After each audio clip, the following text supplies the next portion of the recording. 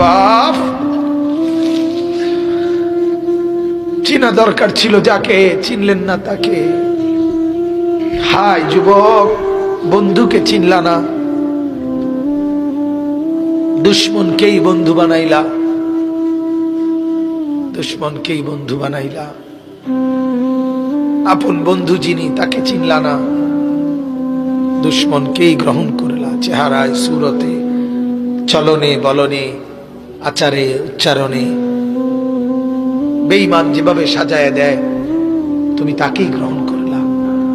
আল্লাহর নবী বলেন, রব্বুল আলামিন, আমি যদি বসে যাই হাসরের এই বিরাট ময়দানে, আমার উম্মতের জন্য দৌড়াবে কে?